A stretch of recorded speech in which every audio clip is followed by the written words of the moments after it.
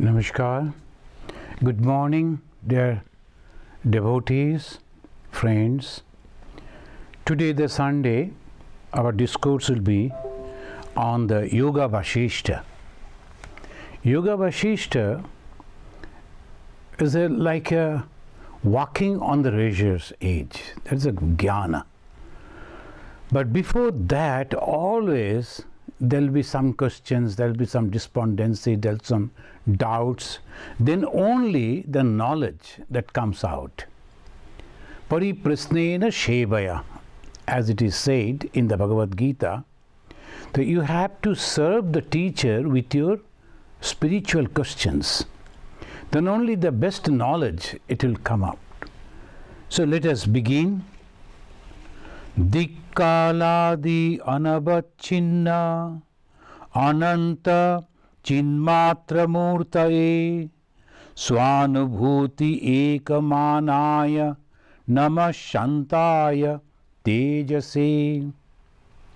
I salute the Supreme Brahman who is beyond all qualities, tranquil, beyond the limitations of the 10 directions, Dik Kala Adi Anabachinna, space, time or objects, who alone is the embodiment of the infinite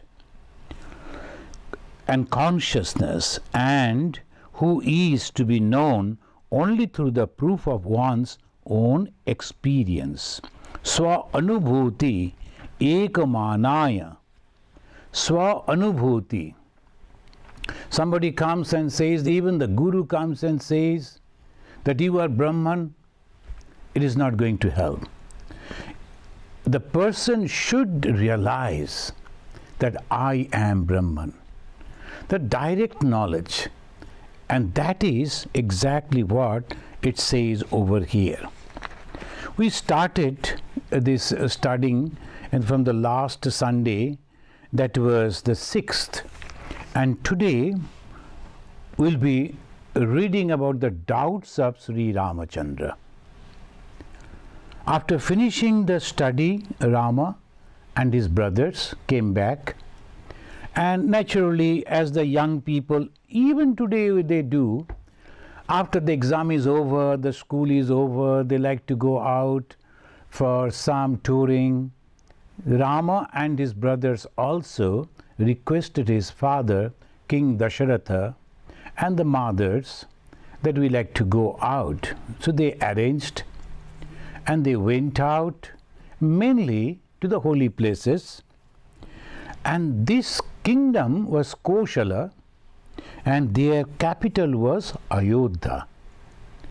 It is said, it is in the Ramayana, it described, the Koshala, the King Dasharatha was actually ruling Dravida, that is Andhra, Sindhu, Punjab, Saubira, Saurashtra, Gujarat and beyond, Dakshinapatha, southern Indian states, Banga, Bengal, Anga, Orissa, and Magadha, Bihar, Kashi, that means Uttar Pradesh, present Uttar Pradesh. This is a huge part, almost the whole India, we can say, and the capital was the Ayodhya. In one of the books we find the Ayodhya was surrounded by Parikha. Parikha means a channel full of water, and there will be alligators or the crocodiles. The people cannot easily cross that. And not only that, again, there was after crossing that, if you reach, then there is a huge wall, brick wall, and strong stone and brick wall, and that is guarded by so many soldiers. And they were having also one type of bow, and that was automatic almost. The moment someone is coming, it will go on shooting the arrows. So Ayodhya, one cannot conquer through war. That is called Ayodhya. So from there they went out, they traveled, and they came back, and they were happy. Dasharatha, just to give an idea, because this Ramachandra, they are the prince of that. So this Ramachandra's father himself was a Maharshi and also Rajarshi. He was not only a very courageous and heroic person and very good administrator, at the same time he was like the rishis. According to their experiences and knowledge, it's called Maharishi. Rishi means a man of knowledge, spiritual knowledge and many other knowledges, and he was Maharishi of that. Also Rajarshi, like the Janaka, Rajarshi, Raja and Rishi. The qualities of a king and the qualities of a monk or the Rishi, it was both in the Dasharatha. Dasharatha was having the 8 ministers, and the chief of that was Sumantra, his great friend. Dasharatha was having 3 wives and very famous queens, that is Kaushalya, Kaikeyi and Sumitra. Kaushalya's son was Rama, Kaikeyi's son was Bharata, and Sumitra's son was Lakshmana and Shatrugna. They were almost the same time they were born, but Rama was the senior most. And very interestingly, Rama, Sumitra's 2 sons, twin son, so one of the twin, that is the Lakshmana, he was like a shadow to Ramachandra. The other one, Shatrugna, he liked Bharata. So 4 brothers, there's 2 teams we can say, Bharata and Shatrugna, Rama, Lakshmana. This is the background. Now the king Dasharatha came to know that the Rama's behavior has completely changed after his pilgrimage. In the meantime, Rishi Vishamitra arrived and requested the king to send his son Sri Rama to punish Kharadushana, the 2 demonic persons who were disturbing spiritual practices. Aham niyamatisthe siddhai sattyaparakramam mama bigna karanam cha rakshasanam vinigrahe daksha ramam mahatmanam putram me datum arhasi. O king, I practice religious discipline. For this fulfillment, you should give me your son, putra me datum arhasi. You should give the son, the noble-minded Rama. The Rama was, he was only 15, 16. By that, all country they knew, all people they knew, that Rama is a noble-minded person. So noble Rama, we want the Rama, famous for his valor. Daksham Ramam Mahatmanam. To destroy the demons, Rakshasanam Vinigrahi, who are causing obstructions to my spiritual practices, Mama Bigna Karanam. So that was the 6th verse. It says this way. And this Vasistha, he was also very famous. So he came. Raja Dasharatha was happy, and he was little. He used to love Ramachandra so much. So naturally, when he came to know the Rama is not behaving as he used to, so what happened? When he came back from the school, from the Gurukula, he was all right. What happened after? So he was thinking, has he fallen in love with some lady? Has something happened? Maybe the mothers have said something. So naturally the father was very much worried for his beloved son. And in the meantime, when this rishi came, so king, out of great emotion, told, "Oh, you have come, I am so grateful, I am so happy, and you must have come to meet me with some desire, with some wish. Think that it is fulfilled." That was, when he said that, that was the defect that he did. He promised, not knowing what he's going to ask. And this was the prayer. And he said, Putra me datum arhasi. And who is that Putra? Rama. So obviously Dasharatha never expected such a request. In the meantime, Rama's attendant informed, after his pilgrimage, after he came back from the pilgrimage, Rama has become silent and alone, holding everything unreal. I don't know, it is not written in the book, but we can gaze the father's heart. Immediately Dasharatha perhaps thought, oh, this is a very good excuse to say sorry to Vishwamitra. So his mind, he is behaving in this way. Rather, you take some of the soldiers and all our commanders are there, and if necessary, I myself can go. He was talking like that. But Vishwamitra knew the minds.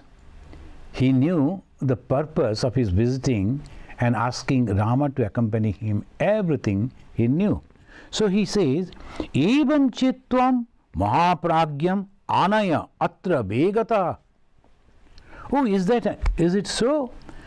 So bring him here in the court quickly. Anaya atra begata. Begata, quickly. Anaya, bring. Atra, here in this court. Evam chittam mahapragyam. They forgot who is Rama. But the Rishi knew who is Rama. He was the Lord Vishnu. Vishnu in the human form. So obviously the Rishis, they realized, and that's why he is telling Mahapragyam. And again, Mahatmanam. He is a broad-minded as a Mahapragya. And his intellect that surpasses all other intellects. Mahapragya. He knows, so please bring him. Then he said, this delusion of Rama is neither due to calamities nor due to passion. Don't think there's something wrong, bad has happened to him and he is withdrawing himself. Not like that. And no passion, that there is a desire or something, nothing like that. This is the Rishi, as because they could read the mind, so they say like that. Isha moho Raghupati na apada bhayo na api ragataha viveka vairagya bata bodha eva mahodaya. It says in the 21st verse, it is because of wisdom is manifesting, so because of the discrimination. The Rishi immediately understood why Rama is withdrawing. Sometimes some people, when they fail to achieve something, they withdraw from the society. They like to be all alone. And naturally we think, oh, that is the sign of something bad that has happened to him. All people, they were thinking in that line, but the Rishi, Vishwamitra, he told, no. Isha moha Raghupati, this delusion is not Raghupati. Raghupati means Sri Ramachandra.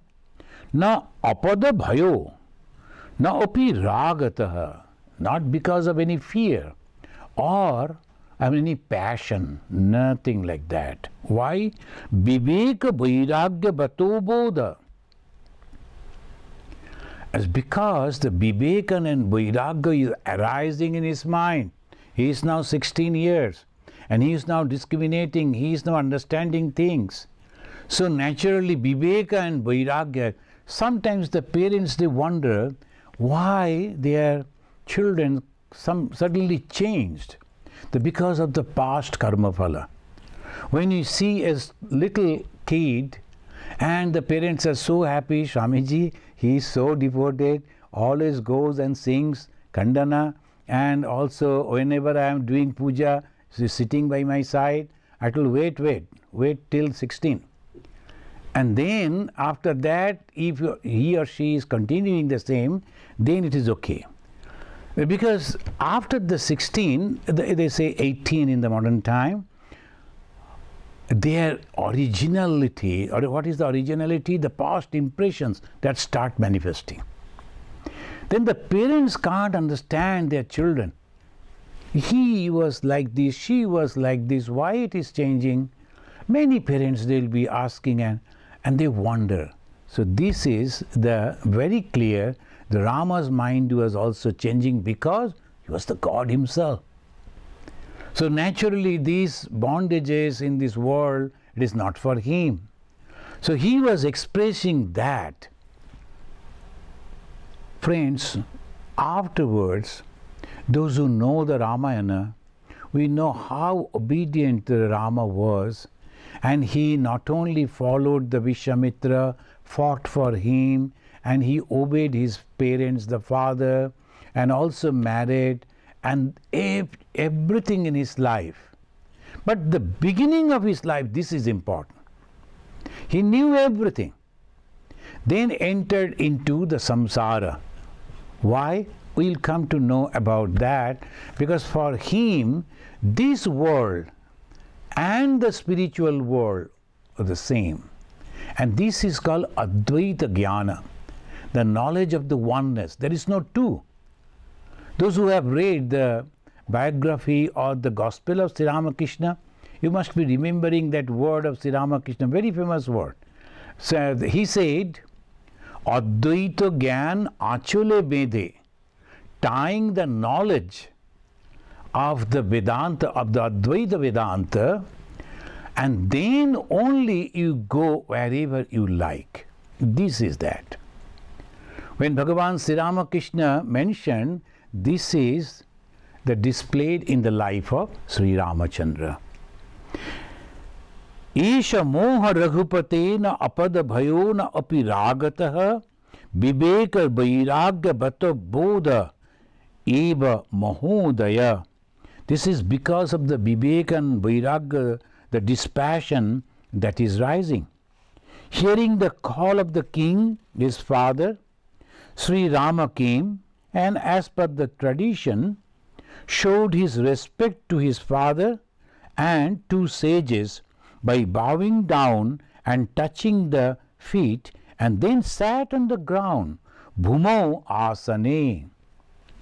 This is a great teaching. The tradition grew in such a way. You should not sit on the same level of your guru, and you should sit below, because to show your humbleness. We are humble, but at the same time, they are very free to express their opinion. So we will listen to that Sri Ramachandra, how he is talking with them. He showed the respect, the tradition. Come and touch the feet. That is the Hindus, they do, touching the feet of the seniors. And then he sat on the floor, not on the couch or the chairs. Tada ragya monibhyam cha samprishto moha karanam ubacha bachanam ramo yatha badati bistaram. Tada ragya. Ragya is the order of the king. The king, it is not only the father, he is the king. He asked him to come and explain what has happened to him. Tada ragya munibhyam cha.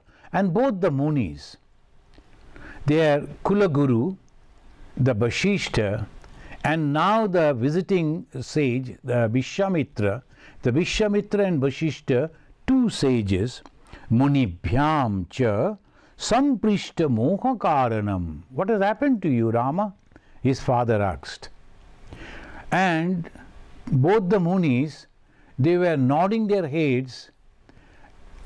That means it is their question also. So what has happened to you?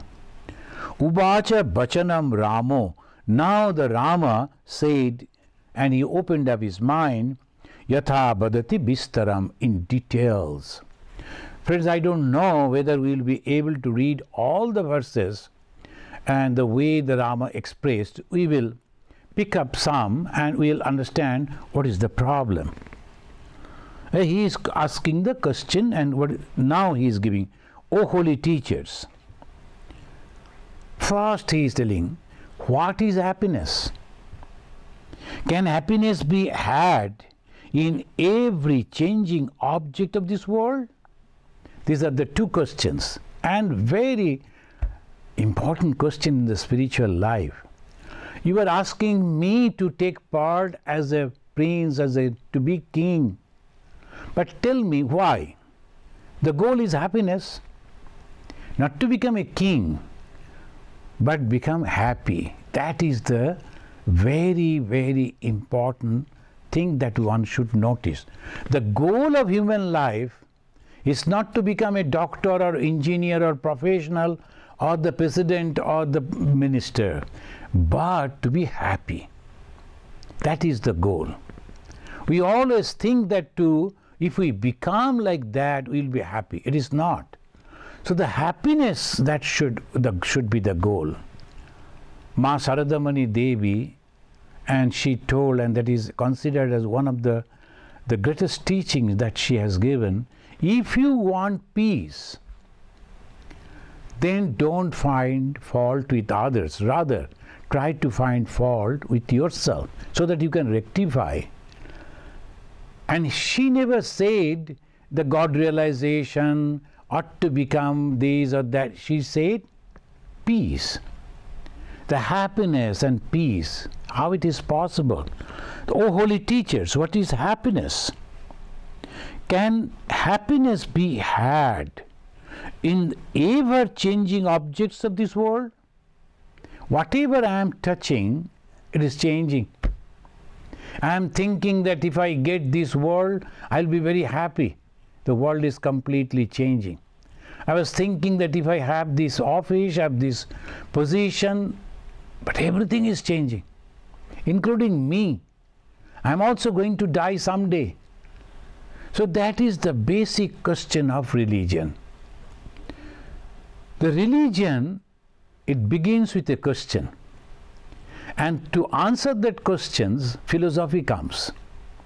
And they explain the whole thing. That's exactly what the sages will do. Then where the philosophy ends, there begins the spirituality. The spirituality starts after that. So the question should arise. Otherwise, one is not fit to travel in the path of religion. But majority of the people, they don't bother about it. They go to the temple and the churches, mosques and synagogues. They go for extra protection. If the God is there, the God will protect us. That is the idea. Nothing wrong. God, of course, can protect the people. But here, it is completely different. The young man of 16 years old, he is asking this question, what is happiness? Can happiness be had in the ever-changing objects of this world? Ever-changing, all the time changing. Can I have the happiness? If we look at the lives of the very popular actresses, a period comes, a time comes, they are so famous. People are mad to have a glance of these people. Then a day comes, they become old. Young generation comes and they become outdated. Even they are moving in the market, people are not talking to them. Why? Outdated. So nata and nati, in the Sanskrit they say, the actor and actresses, they lose everything when they lose their beauty. So is that happiness? No, they will be so unhappy if they are not religious minded. So they go for drinks and narcotics and they ruin their life in search of happiness. We are studying the scripture. If the scripture cannot help us in our own life, if we don't understand this, what is the use of reading the scripture? If we were not going for God realization or Brahma Jnana, self-realization, but at least in this life, one should be happy by reading this, understanding this. Happiness cannot come from the temporary things. Then the people are born to die and they die to be born again. That is the observation. Ramachandra was much earlier than Lord Buddha. And I don't think Lord Buddha was influenced by the Ramachandra. But the same experience happened to him. He was also a prince. And when he went out to see his city, the country, he also saw these changes. He saw the person can't walk properly, and then the old man, and then the dead body. He got the complete change in his mind. Why? Thinking. And we regularly see it, but we never think. And we think that we are going to survive all through. In the Mahabharata, when this question was asked to Yudhishthira, what is this a special thing in this life?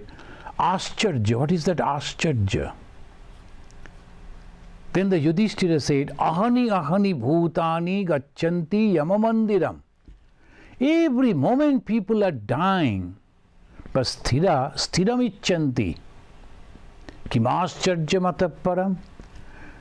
The more than these, what will be the wonder? The wonder is these. Every moment people are dying, but those who are living, they think, no, I am going to live all through. I am not going to die. And this is the wonder. This is people should think. Here the Rama is also telling, Jayate mriyate loko. Mriyate jananaya cha.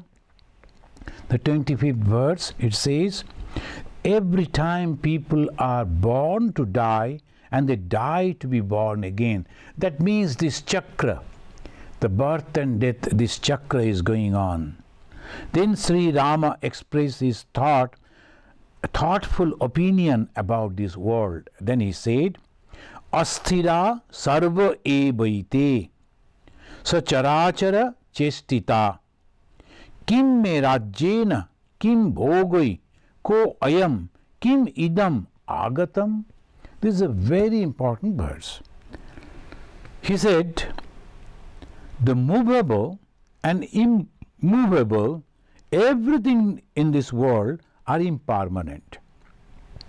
Asthira, impermanent. Sarva evaite, everything.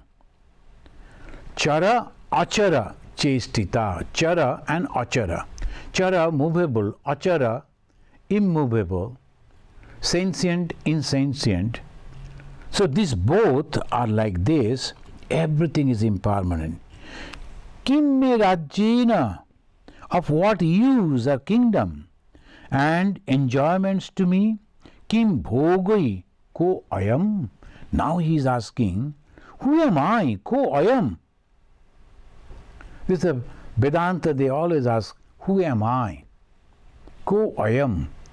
I cannot be this body, because body is constantly changing. I cannot be the mind, because mind is constantly changing. I cannot belong to this world, because the whole world all around me, including my parents, including my relatives, my friends, my neighbors, my nation, everything changing. Every moment it is changing. So who am I? Ko ayam. Then he said, Kim idam agatam. Why this? What is the purpose of this coming? Who has come? And with what purpose? Ko ayam. Kim idam agatam. There, from here it begins. The Rama is asking the questions of Sri Rama. Some people, they say despondency of Sri Rama. As the Arjuna, he was in the Bhagavad Gita in the beginning, the first chapter, he was also confused. But Arjuna's confusion was different. He was thinking that I am going to kill my own people.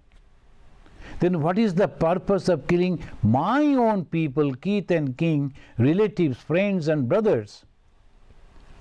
So that was a completely different aspect. I should say, if there were not his relatives, Arjuna would not have asked this question.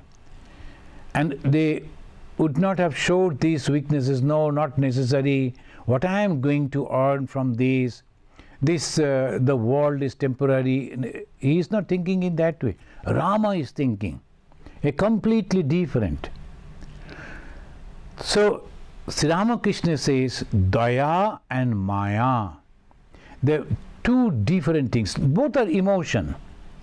Daya, the compassion, and the Maya, there is also compassion. But Maya with attachment and Daya without attachment. This is the difference. A monk also feels for others. If anyone in distress, at least I can say Ramakrishna Mission monks, they are always in the forefront. In any distress, so they will be serving them, but without any attachment. We don't know them. They don't belong to my religion or my caste or my family, nothing. No question.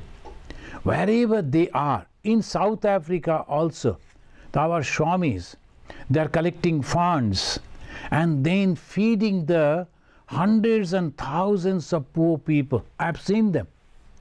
I visited and I saw how they are serving, giving them education, giving them health care, giving them food, giving them whatever they need and according to the monetary condition. So naturally, but see how they love it. The compassion is there, but without any attachment. We don't know those people in South Africa. But our Swamis who are there from India, they are thinking for them, constantly begging, constantly requesting people, can you please give some food, can you please give some clothing, can you please give some money? Why? This is called the way the Sri Ramakrishna said, the one is Arjuna, he was going to be bound because of that same compassion, that is Maya. But Sri Ramachandra, without compassion, so that is Daya. So here, this is the difference. O sage, how does this sorrow come to an end? This is a very good question. Almost all people, we are suffering. Either this way, the people who are having a lot of money, they are also suffering. Those who are not having even a penny, they are also suffering. So all are suffering in different way. So Sri Ramachandra is asking the sages, Shamati idam katham dukkham. Katham, how? Idam dukkham, this sorrow, Shamati, how to control? O Honorable Sir, life is transient as the drop of water dangling at the sharp corner of a blade of grass. As beautifully he is expressing, what is the life? A drop of water dangling on the sharp blade of a grass. Any time it will fall and get destroyed. So life is as transient as the drop of water dangling at the sharp corner of a blade of grass. If we understand these, then we'll be free from all miseries. Not that you have to leave the hearth and home, not that you have to leave whatever you are having, but if we know that life is transient, we will be wise to take decision in many things in our life. Alas, what is the purpose of life? Sri Ramachandra, he is expressing. They asked, why you are suffering? What is your problem? And he is going on telling, it's not that I wanted something. Sri Ramachandra wanted the knowledge. Why? Because he observed, and very truly he observed, the transient, the temporariness of this world, everything of this world. Alas, what is the purpose of life? Then he said, Taraba opihi jivanti. The trees also live. Jivanti mrigapakshinaha. So do the animals and birds. Mriga means the animals, and pakshi, birds. Sajivati manoyasya manane naiva jivati. The many of our monks, many of our sadhus, they quote this. He alone lives whose mind is alive by reflection. If we are not thinking properly, understanding the life properly, then we are only surviving, we are not living. I use these two English words. One is survival. The trees are surviving. So long they are living. So many things they have seen. So many things happened under that tree, but no reaction. And the mountains, for hundreds of years they are there.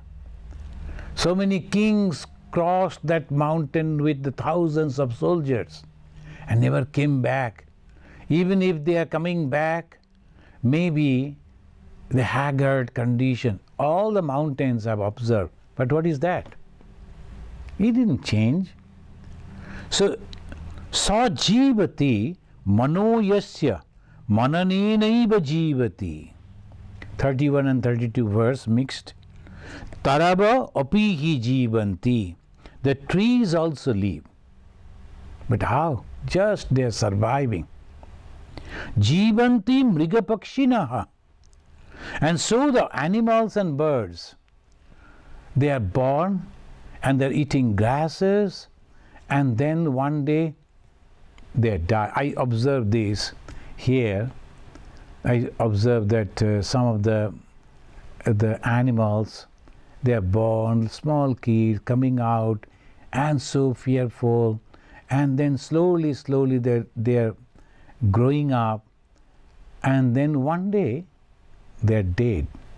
So like that the life goes.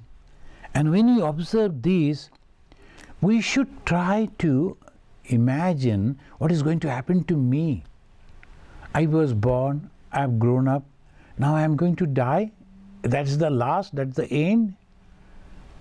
So if we go on manana, if we go on remembering these things and pondering on that and researching on that, coming out with the result, that is called jivana. Sajivati mano yasya manane naiva jivati. Swami Vivekananda placed this in a little different way. He said, they only live who live for others. They only live who live for others. Sometimes the world, some organizations, they make the list who is the most rich person, the highest, richest person in this world. And there will be competition. There will be so many billions of dollars they are having. The one is first, another is second, like this, like that. But do they really feel what they are going to do with that money? They don't. It's a type of an intoxication. I am having so much money. I am having so much money. So many people waiting over there just for my command. Ego, ego, ego. How much food he can eat? How much comfort? The best bed, best everything. Even then, how much? So that one should try to understand. Rather, if they could understand this, and the extra money that they are having, they could give back to the society, the poorer section of the society, then the society would grow up. Not only he would be a god to them, they will remember him all through, but at the same time his business will run well. Because the money will go back to the society, and what the people are going to do with the money? Again they will come to the market, again they will purchase that money will come back to him again. So there's the economy that goes in this way. But these people are thinking that no, we should keep all these.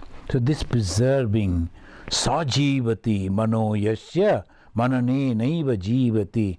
And Vivekananda very categorically said, they only live who live for others.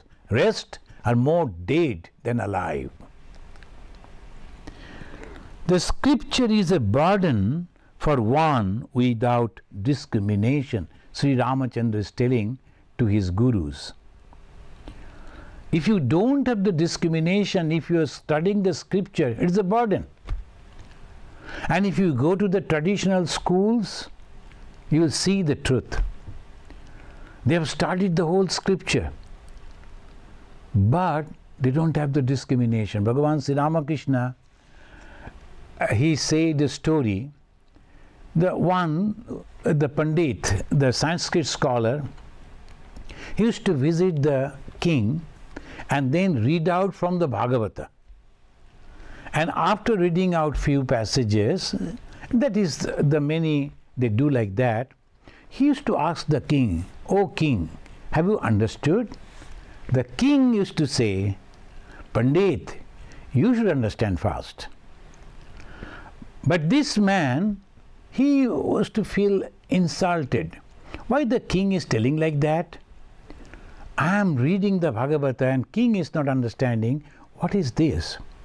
Then second, third, it goes on, and he can't say anything to the king. King is so powerful. And moreover, he goes to read that only for money. And the king is paying him for that. So he goes on doing that. One day, it flashed in his mind, the Bhagavata is not. The whole thing goes to one only, the teaching, give up, give up, give up, tyaga, tyaga, tyaga.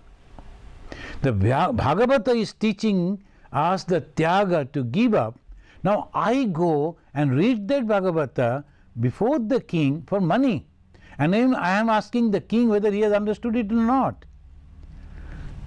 Scripture is a burden for one without discrimination. The moment the discrimination came, that old man, though poor, he understood, no, why should I go to king?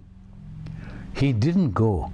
Second day, third day, king inquired what happened, why he is not coming. Then he sent the people to inquire, and this Brahmin replied, I am not going to read Bhagavata for money. King was so happy. King understood, now he has understood the meaning of Bhagavata, and naturally he gave him a lot of gift. Knowledge is a burden for the person full of desire. I know that this is temporary. I know that this is sinful. But even then I go and secretly do something very wrong. Is it not a burden for that person? If he was not knowing that, it was not a problem for him. As because he knows that, but his passions and desires are so much, he cannot control, and when he is doing, his suffering is much more. Mentally, he will, oh, why I have done that? Why could I can't control this? So that is why Sri Ramachandra is telling, knowledge is a burden for the person full of desires. Mind is a burden for one without peace. And we all know that. So when there is no peace, when there is no happiness, when there is no control, and the mind is a burden. The body is a burden for one who does not know the self. When only the body is there, is thinking of the body, it behaves like the animals, only having some joy for the body, and the body gets joy with some food and excitement. That's all. So it is because they don't know about the self. The body is moving, body is going, and he is thinking, I am powerful. Is this the body powerful? No. Because of that reflection of the Brahman is there in our buddhi. So we can walk, we can talk, and we say we are leaving. Ahamkara vashat apat, ahamkara duradhayah, ahamkara vashat iha, na ahamkarat paroripuhu. So it says, ahamkara vashat apat. Ego generates calamity. Apad means calamity. So all the problem comes because of the ego. I know, I can do, why should I not do? Why I have to report, why I have to... This is ahankara. Just little simple system people are not ready to follow. Why? Ahamkara. If there is a system, suppose you go to somewhere else, it's an unknown place, what do? You follow the system. The moment you know someone, and if he is asking to follow you something, immediately why should I do? I am an old associate, so I should not do. So ahamkara vashat apat, calamity comes. Then unnecessarily you are creating problem for yourself, and also the relation with those people will be bad. So naturally, if you even go over there, they will turn their faces, they won't talk to you, you won't get the peace as you used to get. Only a little thing, that system that has developed, follow this. Any organization is having some rules and regulation. When you go to that organization, it is obvious that I am going to accept the rule. When you join this, our monastic order, the Ramakrishna Mott and Ramakrishna Mission, we come knowing that we are going to follow the rules and regulation of this organization. Nobody is compelling you to come. And when you are coming, you must know that these are the things that I am going to follow, and why you should react against. But many, they will react after coming, after joining. Oh, why this, why that? That is the rule, and we have accepted. So this is the way we should understand. Ego generates calamity. Ahamkara vashat apat, ahamkarat duradhayah. Ego gives anguish. Ahamkara vashat iha. Desires arise from the ego. I want. Desire. All is because of the ego. Na ahamkarat paroripuhu. There is no enemy worse than ego. So those who wants to get advancement in this spiritual life, we should understand this. This ahamkara means it comes in the mind. So chitta nigraha, control of the mind. So here we find the Rama, he is telling it is so difficult. This chitta nigraha is very, very difficult. And he said, how difficult it is? Most of us, we are asking each other, sometimes the juniors, they ask the senior, how to control the mind. That is an eternal question. Everyone is asking, including Sri Ramachandra. He is asking, and he is telling to his gurus, 37 and 38 verse, the restraint of the mind is more difficult than drinking the ocean, or uprooting the great Sumeru mountain, or eating fire. The same thing we find in the Bhagavad Gita. The Arjuna is also telling the same thing to Sri Krishna. Vayoriva suduskaram. It is so difficult to control the mind as we cannot control by hands the air. Can I hold the air? Can I control the air? No. It is just like that. The mind is so strong and so difficult. Of all the ills of worldly life, it is desire alone that gives lasting grief. The desire alone gives lasting grief. The grief that comes from desire. If I don't have the desire, there is no problem. There is a beautiful story, Abadhuta, the very famous Abadhuta. About the Abadhuta we have already discussed. He used to learn from nature. And one day he observed that a kite is taking a piece of meat, and he was chased. It was chased by nearly 10 or 15 crows. They wanted the share of that piece of meat. And this kite, it won't share, it won't give, it is his food.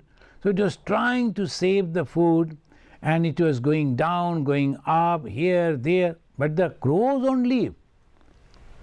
Ultimately, the kite understood, it is not for me, they are coming for the food. Okay, let me drop it.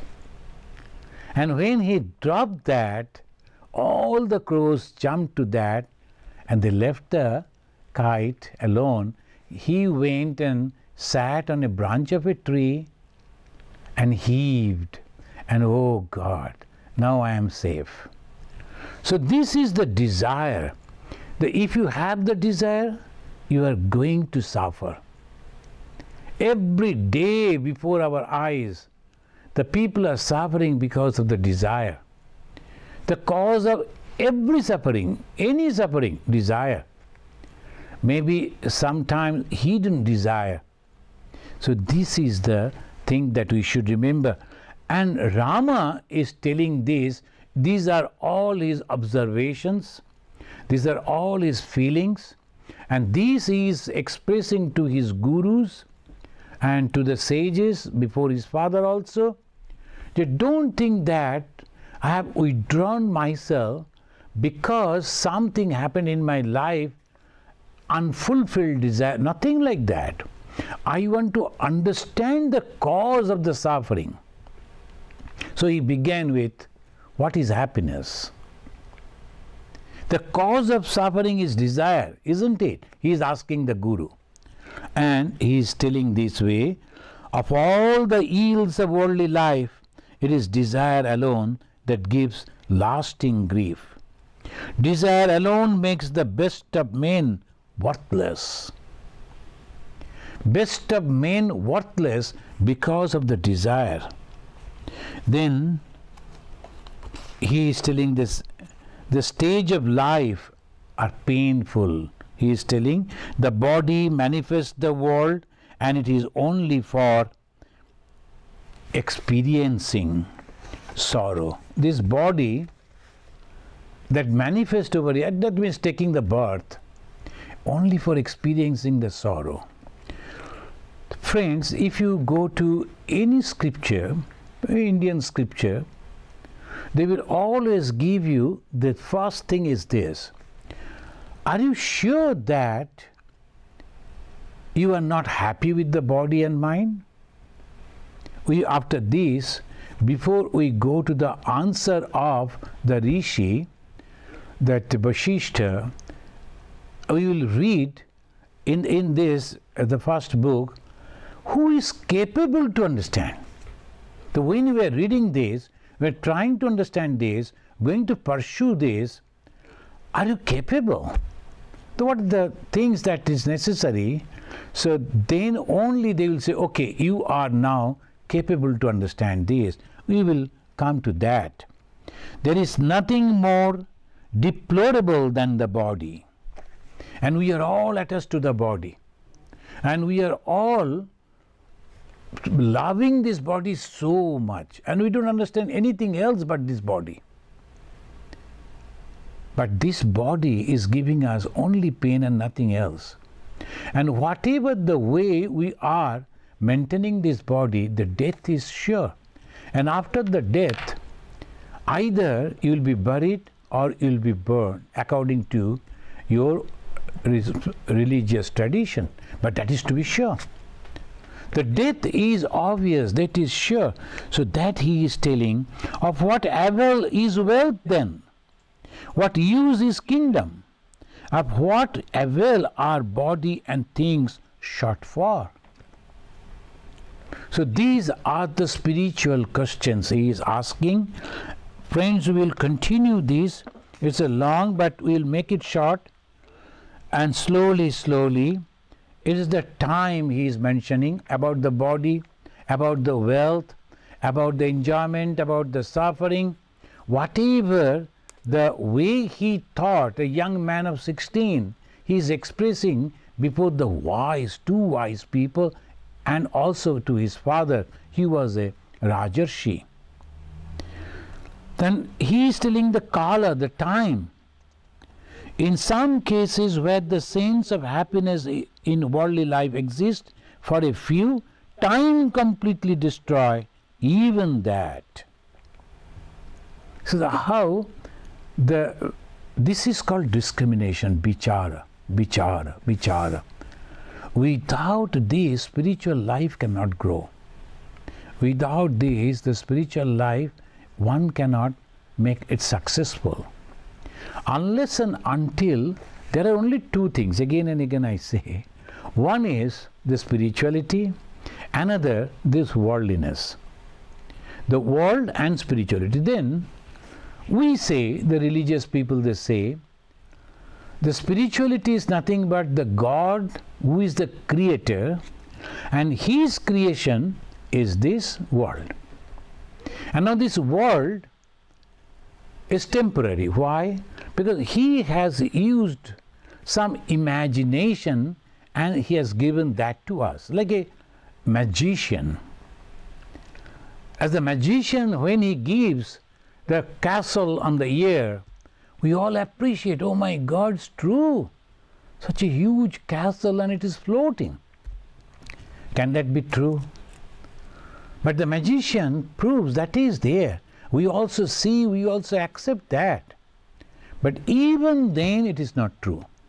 Similarly, this world is the work of the unique magician that is God. And the Vedanta, they say, through Maya, through the power of illusion, he has created. And it has a time, and it is going to destroy all that.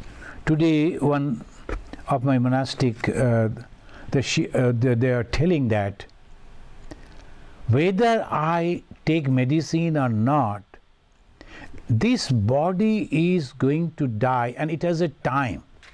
No one can stop that. Everyone is there, and he has a time. Exactly on that particular day and time, he or she will die. If we take the medicine, okay. If we don't take the medicine, maybe it will be a little painful, but we won't die. We will die on that particular day, what is fixed for us. So like that, if we observe, and then we will find that what is this? And for this temporary thing, and what the time is controlling, and I am spending so much of time for this, so much of money for this. I was seeing in some advertisement or maybe something, suddenly it popped up. One couple, fabulously rich, they have hired some hour in the Burj Khalifa in the Middle East. I think it is in the UAE. The Burj Khalifa, they write something they'll be writing with the light. So the thousands of people will be able to see that. They have given money, paid money, you can imagine how much, only to announce that my next child is going to be a son. For that, millions of dollars they spend. And that will be a flash.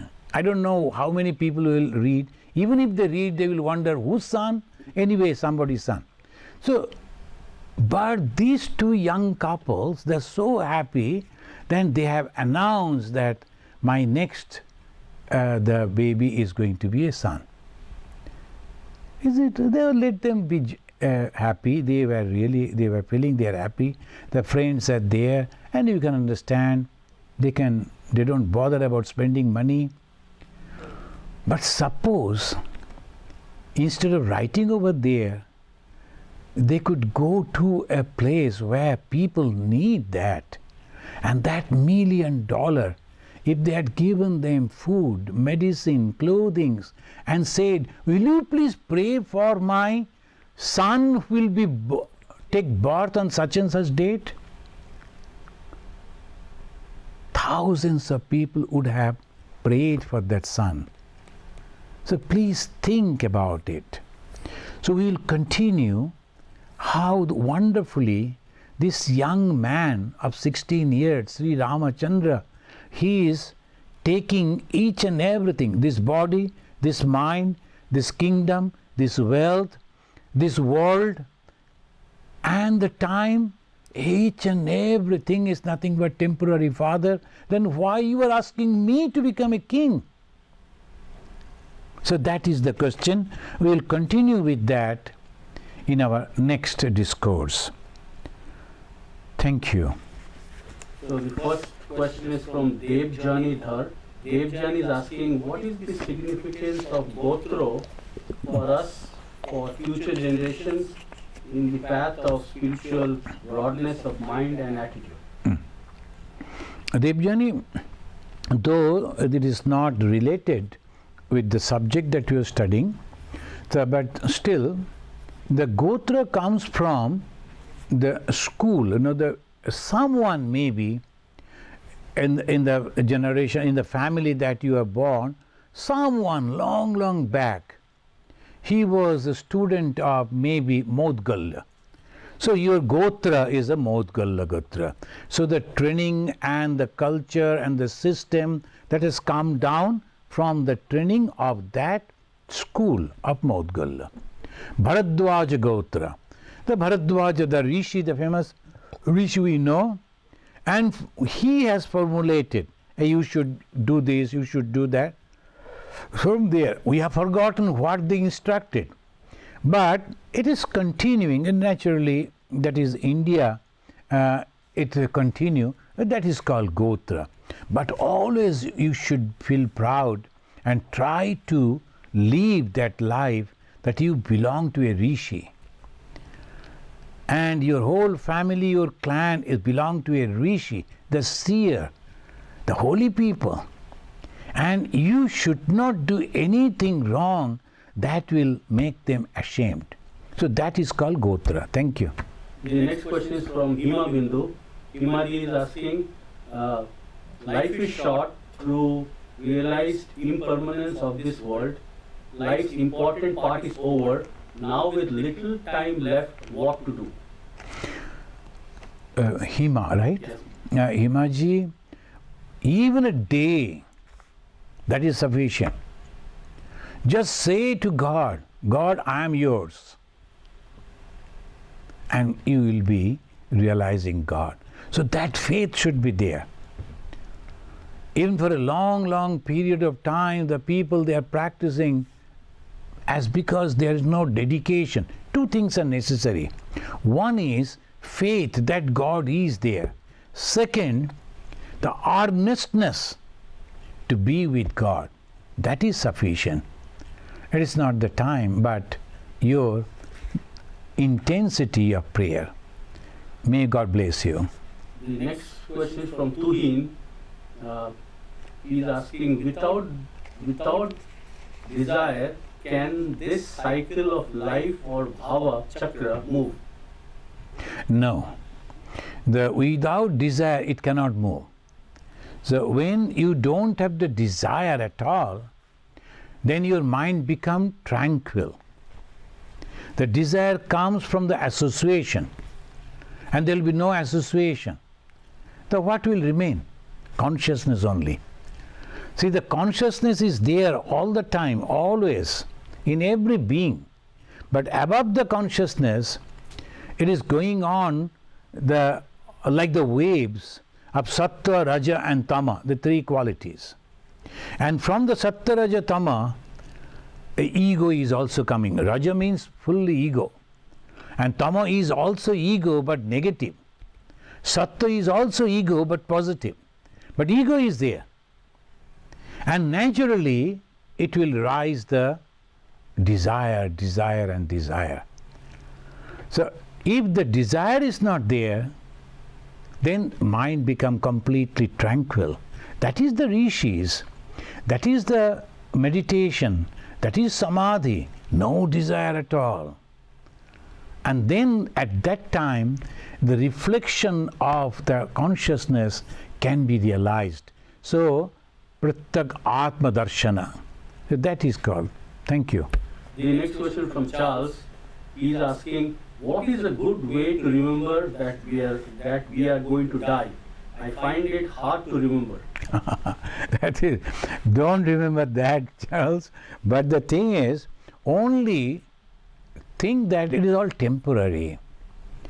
The someday, if you look around, and particularly now the COVID-19 is going on every day, all the TV channels and the newspapers going on giving the list of death. So naturally we can understand anything may happen to me any day. So it is all temporary. Not much time is left. So why not put my mind to the holy thoughts? And what is holy thought?